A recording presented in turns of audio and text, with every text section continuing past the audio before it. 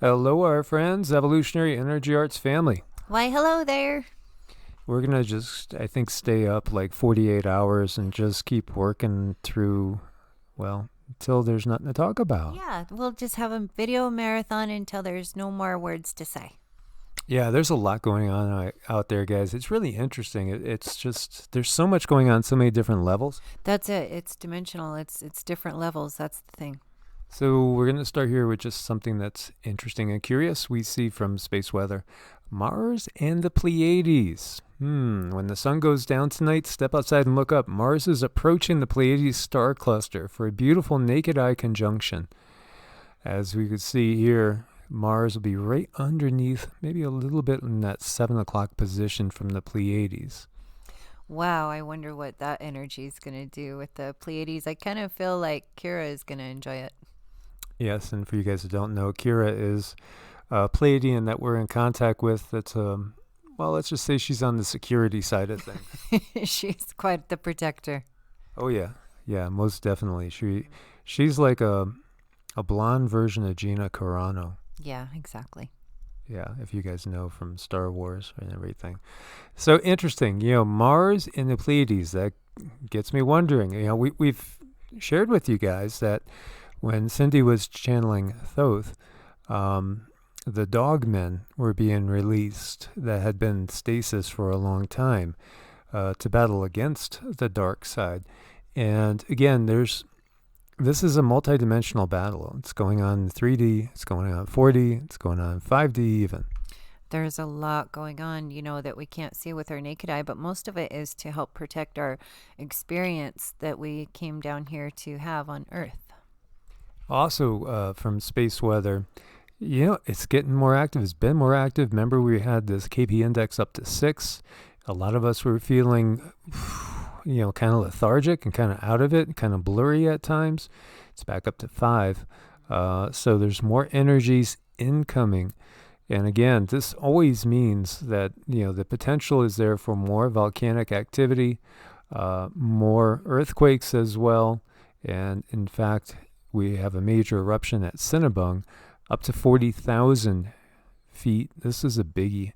They're increasing. There's just no doubt about it. The volcanic activity is increasing. There's videos here. I don't know, man. I could not be comfortably in this area living with that volcano right there. No, it would be really hard to close my eyes at night. And so just like what we had over in Italy with Etna, there's reports of ash around various villages over in the area as well. And, speaking about Etna, we have the 8th paroxysm starting and very strong ash emissions as well. Etna's really just on a rampage. Mm-hmm. It is. So we just got to keep an eye on that sleeping giant. Almost 30,000 foot cloud going up there as well. All this is going to add to things getting colder. I thought this was really interesting. Space hurricane which rains electrons instead of water discovered by scientists. Until now, it was uncertain that space plasma hurricanes even existed. So to prove this with such a striking observation is incredible. And we were talking about sprites and elves and all these different things, lightning that goes in reverse. And here's another thing. We got a hurricane of electrons. I know, and that's really curious. So I wonder what that does to the human body. I wonder if there would be any technology that any ETs might have that could cause things like this. I don't know. It's hard to say. Maybe. Perhaps. And meanwhile, deadly snowfall leaves 94 injured, hundreds of cars trapped in South Korea. The Koreans get pretty cold. And, we're seeing massive storms. I mean, Japan's been buried. Hokkaido, the northern island, it's just buried in snow. We've had records falling left and right. As you see here, coldest February on record in the Permian Basin. As you got 6.7 feet of snow buries Wamazawa City in Japan. And we did have the coldest, records falling not just there, but in so many places.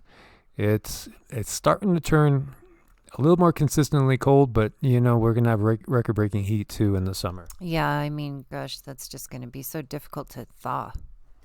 So you have severe flooding, damaging roads, hundreds of houses in Morocco. And again, the desert's getting flooded too in many areas. I mean, look at this. Look at all these cars piled up. Man, that the power of water. Water kills more people than any other natural disasters. So we look at the potential for great quakes. They're scary. They're really scary. Hurricanes, of course, and all. But flooding. It's flooding. That's absolutely dead. Look at these cars. Yeah, I know. The power of the elements is just insane. And we talked in the first video today about the Pope saying that, hey, get ready for Noah's flood number 2. Yes, exactly. Let's get ready for that for sure. I wonder, who should we name it after this next great flood? We name it after, somebody like Mr. Musk or maybe BG. BG, yeah. I go with BG. The popular flea collar here has been linked to 1,700 pet deaths. The EPA hasn't said anything.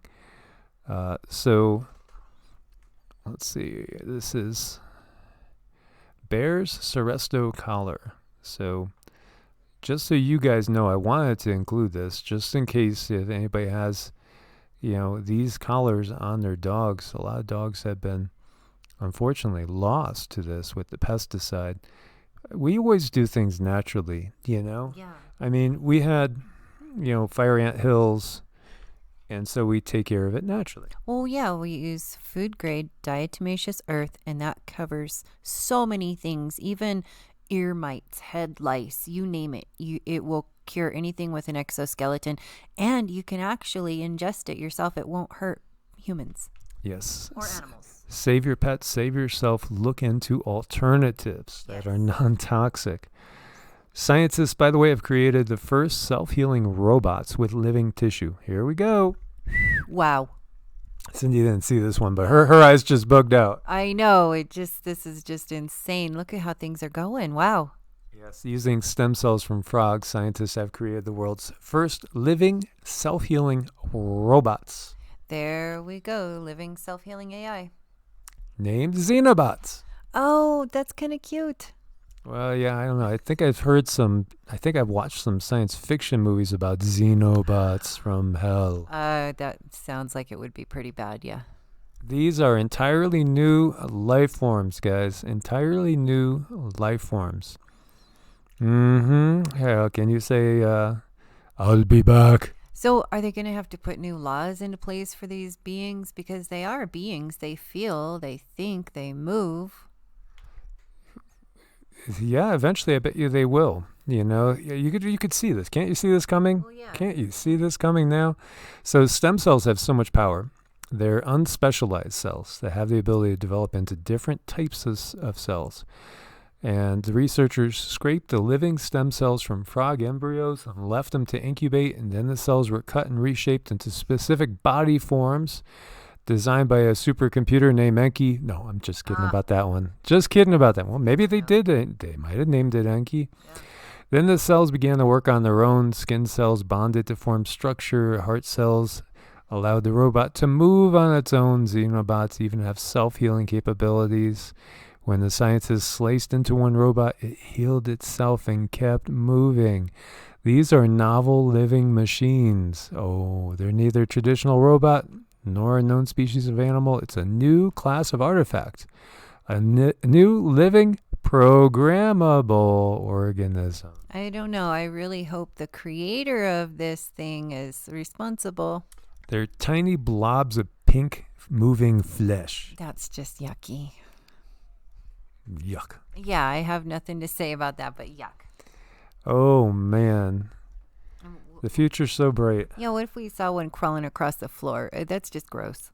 Yeah, and then it morphs into something else. Yeah, hopefully in something cute like a butterfly. I don't know. Painstaking study of Littlefoot fossil sheds light on human origins. And Littlefoot, if you guys remember Lucy, which was like 3.3 million years old, about 4 feet, a little bit over 4 feet tall, walked, upright, yet, very small version of, what could be one of our ancestors. This is also a form of Australopithecus, but a different Australopithecus. And, just puts up more questions about what was going on here, because this they're dating at 3.67 million years old, so another 300,000 years earlier than Lucy, and actually a more complete fossil. Very interesting too. So they're calling this Australopithecus Prometheus. What do you guys think about that name? Oh, well, Prometheus, right away we go to the Alien series, but we also go to the Titan that gave us fire, and many equate Prometheus with Enki. Yeah, I know. So many things that are starting to fold together now. Yeah, we were watching a show last night that had Greg Braden in it, and Graham Hancock, and Freddie Silva, and so many other, people that have done so much research on this.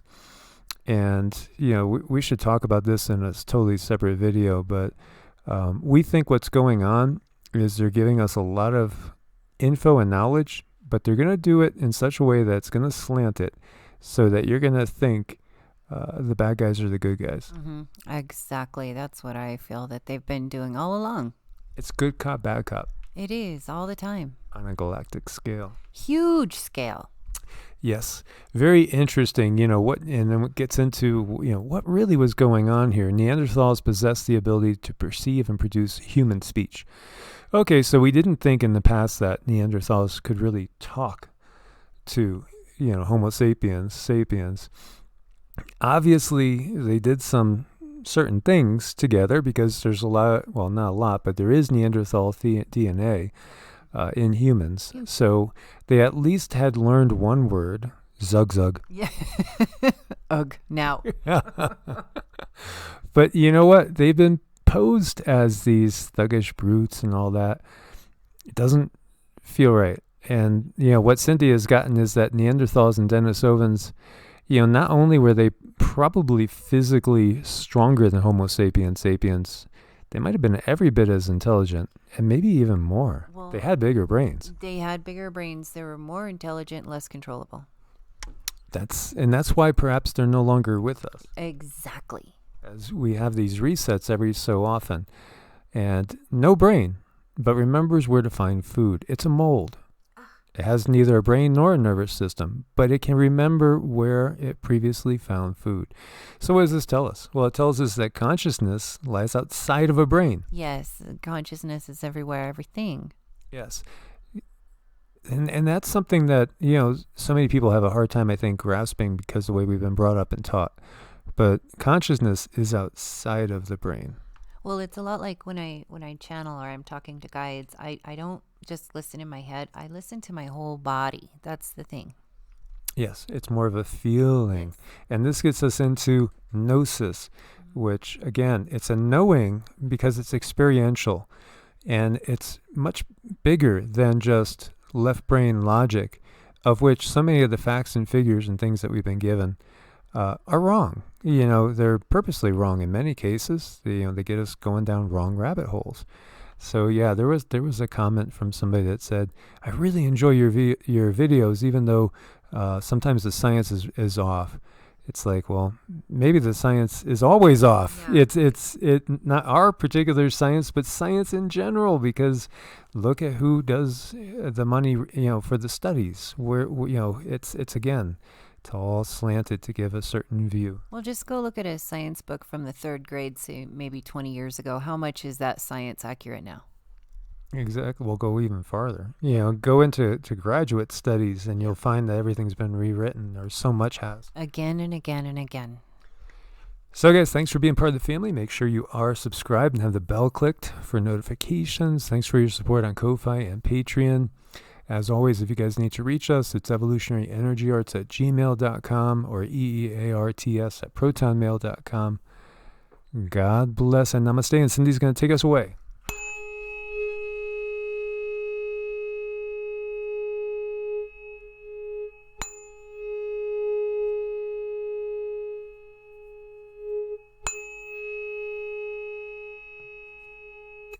God bless and namaste.